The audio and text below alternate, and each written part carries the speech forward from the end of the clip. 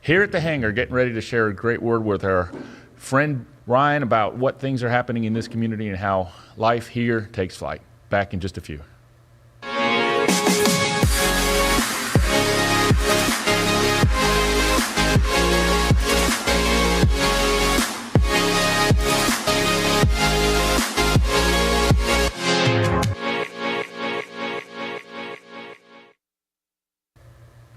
Well, good morning to all of our friends. Thank you so much for joining us again on the Echo Stop Live podcast. We are not in our studio because we are on our road trip. I am Kevin, and I am here with my good friend Curtis. And Curtis, how are you this morning? I'm great. We're in the great state of Texas. I mean, what could be better?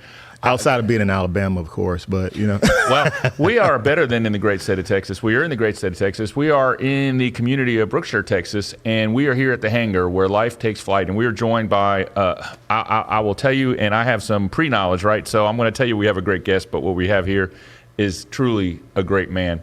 And Ryan, we can't thank you enough for joining us. And, you know, we hope to have a conversation with you and talk about faith and families and what we're doing to restore kids and the lives of kids and their futures in our neighborhoods and our communities. And if we had to pick a place to come this morning to do this live broadcast, this is where it's at. So Ryan, welcome to the show. Thank you guys for having me. It's an honor to be on, and it's just been amazing to be a part of what God's doing here in Brookshire, Texas. And so, Ryan, tell us a little bit about you and tell us a little bit about this hangar. Sure.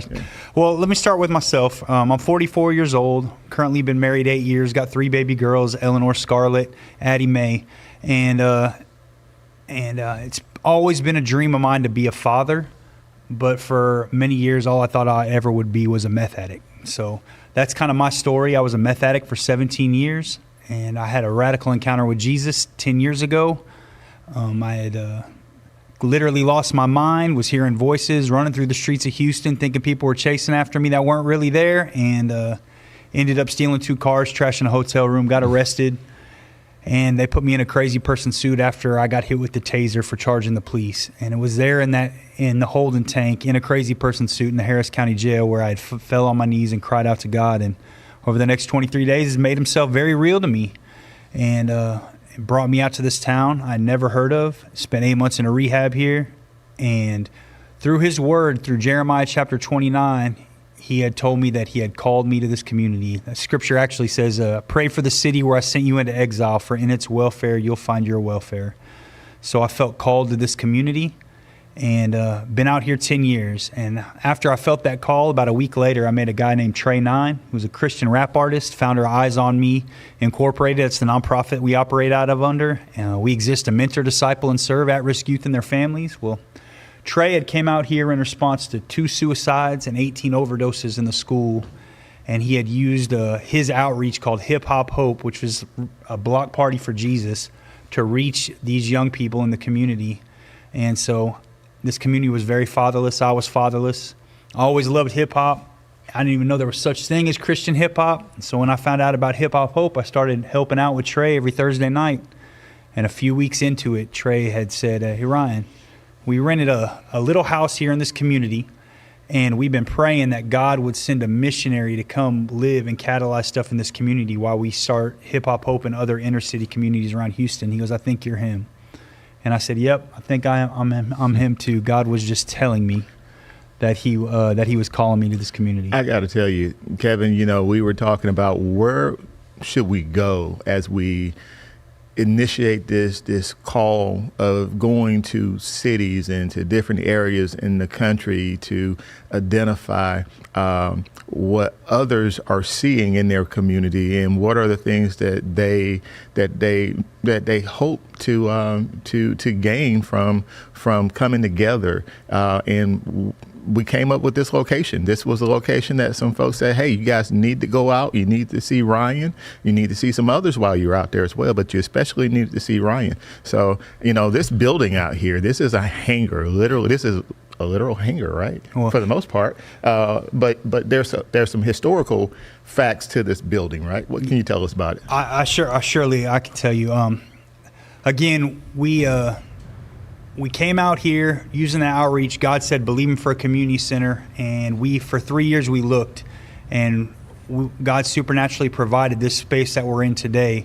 It was an abandoned school that had not been used for many years. Where we're sitting today was actually the gymnasium to a school called Ralph J. Bunch, and it was the black school up until 1968 here in Brookshire, Texas, right? And so this is a town, this is a community that was plagued and marked by racial division. Waller County had the third most lynchings in the state of Texas from the end of Civil War through through the Civil Rights Movement. And so that is underlying everything out here in this community. But God has taken this facility, a sign of the times, a sign of racial division and discord, and has transformed it into the HANGAR Unity Center, a place where life takes flight. And so this was the old gym. It wasn't an actual airplane hangar, but it looks like one. It's an old Quonset style hut gymnasium. And currently, it's just a beacon of light for this community. Let me ask you a series of questions, and this is something we've always done on our podcast. We are unafraid, we are unashamed, and undoubtedly in the praise of what our mission is. And so we ask questions, and we go places, and we go deep. And our goal is not to offend, but to open the eyes of those around us. And then I'm listening to you talk, and I'm totally amazed. And as I unpack some of that, a couple of questions for you. Sure. So I understand, or what I understand is, we are in a facility that has sort of two histories. Mm-hmm. The first history is there was division. Mm-hmm. There was a separation. I look back at faith and I think of a church that had separation, and how that was overcome. And yet here we are still on a path. Are we where we want to be? No, but we're making progress forward. And then I see a second story in a facility that was left for no use. It was left abandoned. It was left unattended. It was left just sitting here, yet it wasn't destroyed. Right. So there was a purpose, yet it took us people a little while to figure out what that purpose was, but it took God in an instant to create the opportunity that you had already received this prayer about, and so you walked into it. And so when I see this opportunity, how do you use the story of this building, how do you use the story of your life to affect a young adult, high schooler, middle schooler, who comes to you and it's like, yeah, but how does this help me?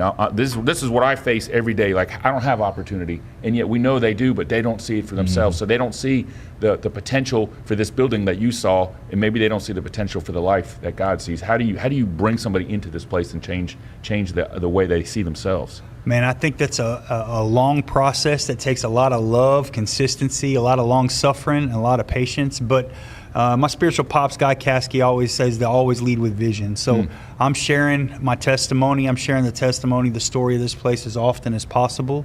I'm constantly putting people in front of my young men and women here that are hearing similar stories. And they might not look the same as everybody else, but you would be surprised how many, like say, for example, our mentoring program, our Star Players mentoring program on Tuesday nights, how many of our coaches that are here, our mentors, if you will, how many of our coaches have similar stories and have been through some similar traumatic events that many of our young people that are sitting in that small group have been through. And so they're constantly seeing that, hey, you know what?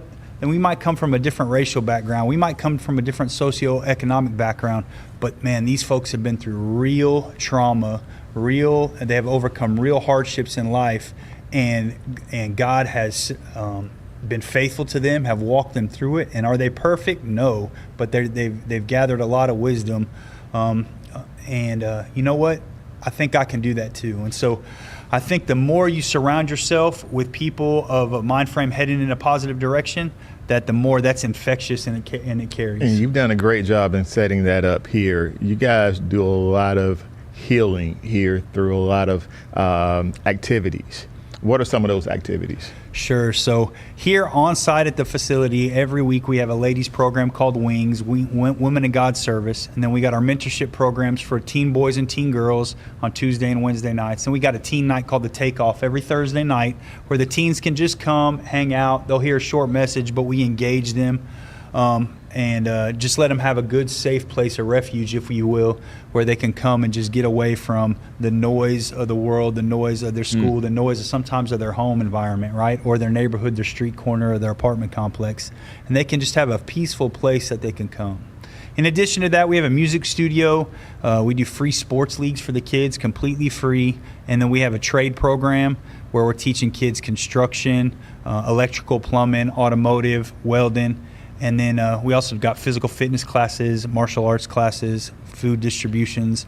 And so we're just turn to a true Christian community center. Dive just a little bit deeper for a split second, because we had a conversation that our viewers weren't privileged to, but giving the youth the opportunity to even imagine that they could have their own house, let alone potentially put some sweat equity into building their own house, a skill set.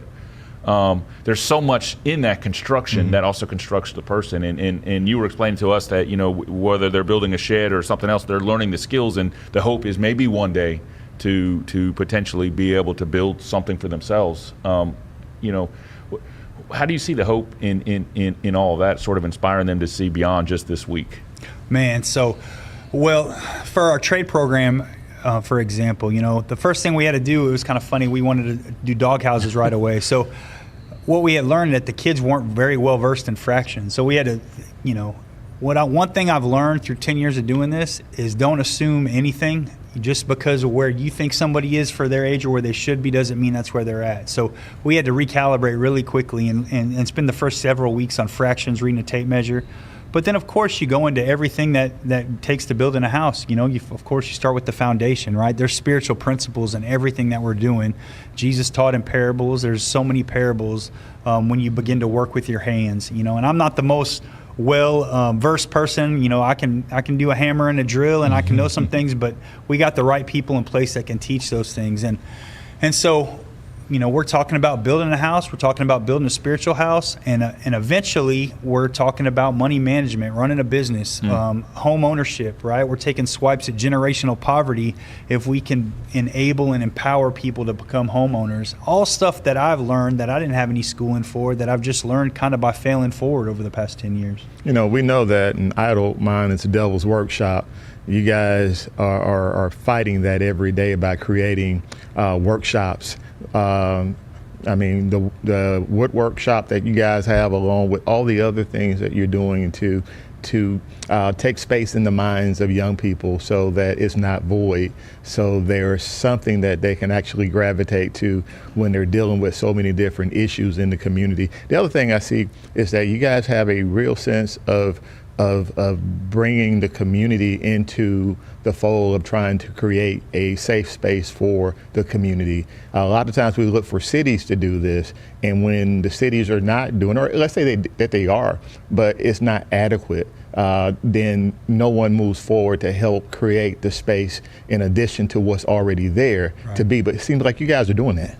Yeah, when we got the keys to this place, God had given us the vision. We were simply, the Hip Hop Hope Outreach mentoring program. We did a house church, and then God gave us the vision for this place. We got the keys to this place, I think it was a week before Hurricane Harvey hit, right? And so Hurricane Harvey devastated our city, and this town was flooded. Houston was flooded, but quickly before we had picked up one paintbrush, improved one thing on this property, this became a hub for supplies for not only Brookshire, but for the entire city of Houston. And Hip Hop Hope was actually in 10 different communities at the time. And so we were deploying goods all across the city of Houston. But one thing I noticed right away is that the community was coming out here and getting involved and immediately began to work and volunteer. And they're looking for these opportunities to find meaning, find purpose, to be able to serve their own community. And we try to create that space. Not only that, Guy, my spiritual pops, he took me to Ethiopia once early on in my walk, and he has been part of pioneering movements out there for many, many years. And one principle I learned from him and learned from that mission is the indigenous people of Ethiopia were the ones that were running with the ball and empowering the gospel to go forward and multiply across all the way to the sands of Somalia. And I've tried to take that principle here in Brookshire and say, hey, you know what? It's great to have a lot of people come from outside the community, and we need those people, right? But ultimately, for this thing to stay and build a legacy for generations, it's the local folks that are born and raised and from Brookshire have to be raised up to take ownership and run with the ball, so God can do really what He wants and transform this community. Kevin, it's one of the things Ryan, you shared with us earlier about being here. Because you're in an area where there are a lot of poverty, and things that are associated with poverty happens here. And you talked about how you were broken into once and how the community came to you, okay, and told you what you needed to know, because they were very much upset about what happened here, because they see this place as a beacon of hope, if not for them, but for the children. Yeah. So, that was powerful when you shared that with us. I said, we've got to bring that piece into this discussion about how the community has embraced this place. Well, and I think having a location where hope is nurtured. Yeah. And not killed. You see people out there all the time, dream killing, and don't think about that or don't think about this. Just get in here and do this. And here you've created a place, a safe place, to say no. It's good to have hope. What do you see? And you talk about the community here. So if you were to make a punch list of one or two things that people in this local community could do right now to come forward and help you out in your efforts, what would some of those things be? Man, of course, it's the easy stuff like our food distributions. Like they could come and serve if they've never served before. But the thing we need most is we need men and women from this community to come by for our mentoring programs on Tuesday and Wednesday nights and say, hey, I'm here. I might not have it all together. I might not be perfect, but none of us are, right? That's why we look to the perfect one. But they need to be here and share their stories of what to do. And if you're like me, share stories of what not to do, because, I was so stiff-necked and hard-headed for so long. I could tell you things all day long about what not to do. And if we can empower folks to share their story, let people know where they're at, man, it'd be amazing how much growth they personally would get out of it. But these young people, they need to hear it. They need to hear, hey, I've known that man for a long time, and here's his story. And you know what? There's some elements to his story that are applicable to me. And maybe there's some things I want to do that he did, or maybe there's some things I don't want to do that he did that would help lead, guide, and direct me. And so I think understanding that the community, right where you're at, God can use you today to make an impact in these young people's lives. So we're on this tour with our podcast, and you're obviously represent the primary focus. But one of the things we've said from the very beginning is we've got to get mom, dad, aunt, uncle, grandma, grandpa back on their front porch. Right. They've got to sit on that front porch, and they've got to talk to that 4-year-old or 6-year-old or 8-year-old that's running down the street and say, hey, I wouldn't do that. Right. That little simple conversation. And in so many communities, that's gone away because they're fearful, or there's violence, or there's just other reasons, or they're not in the picture, or whatever the scenario. And so here, from a crime prevention standpoint, you always hear people say, see something, say something. Right. And what Curtis and I have tried to do is to actually say, see something, say something, do something, because it's actually going to take the people on the streets to take back each community. And here, where you have a lovely community of people that care, no matter where they are in their life, they care about this place, is how do we inspire them to actually do something and come here? Because it's easy to drive by and say, that's a great place. It's another thing to drive by or to walk by or to ride your bike by or do whatever and say, that's a great place and it changed my life. And that's what we need, because that experience that you've experienced, so you're helping all these kids, you're changing lives, but there has to be some feeling inside that it's changed you as well. 100%. Everybody that's on staff with Eyes on Me, that's on staff here at the hangar, or that comes and volunteers immediately, and I apply this to myself first always, but I know that I'm here more for what God wants to do in my life and in my heart, more so than everybody else. And I tell everybody that comes here to help, like, you think you're coming in to kind of be a saving grace or help, help somebody that's maybe in a situation where they could use some mentorship, guidance, and leadership, discipleship. All that's very true. But you'll quickly realize that God is really trying to do a deep work in you, right? And trying to do a deep work in you that's going to forever transform your life, and as well as these young people that you're spending time with. And let's be honest, guys. We know that a lot of young people are not going to knock the doors down at the church to go in, but they'll come into a space like this. Right. Okay. And this is where they can find God. Okay. So I see what you guys are doing. I see what the community here is doing. And my hope is that other communities are impacted and encouraged by what you guys are doing, if they're not already doing it. And that is to create safe spaces like this, not just to teach them a skill, but to introduce them to Christ. And I feel like it's been an honor having that exact experience that you said, and those are great thoughts as we're winding down the show. I know we probably could sit here and talk with you for hours and just learn so much. We've come here to learn, and we've come here to share your story. And I know I've learned from just sitting next to you and from us walking around. And I'm so blessed to just sit next to you while you share your story, because I know others, our viewers, will watch this and they'll share the word and they'll say, hey, guess what I saw today? And if that little thing creates a legacy that you may not even ever know about, but man, just think about how that could change the lives of other people, not only in this community and elsewhere. And I will, if Curtis will allow me to steal your final thought as we sign off, because he's the final thought guy, but I saw something earlier and I'm going to share this with you. And this is a blessing for you. Ryan, you took us outside, you introduced us to your wife, you rolled down the window and we got to see your kids. And I mentioned it to Curtis because I'm a parent too. And I'm always observant to see that reaction. And I saw a true love, that you had for your children.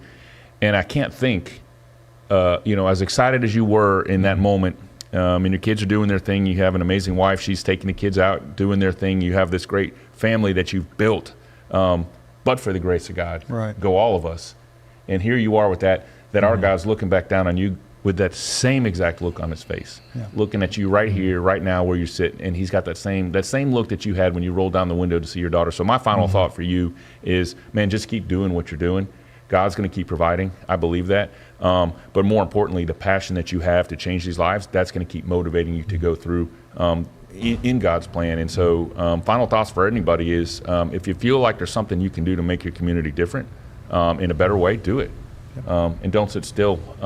Thank you so much. I can't thank you enough for just taking the time. I know you guys are getting ready to go out on a trip to mentor to some other youth. So here we are. Curtis, close us out. No, man, I think you've said it. I think that I think one of the most important things I saw today was your interaction with your daughters, and not just your response to them, but their response to you. And to know that in all of that, you're still focused on the mission that God has given you to be a father to the fatherless.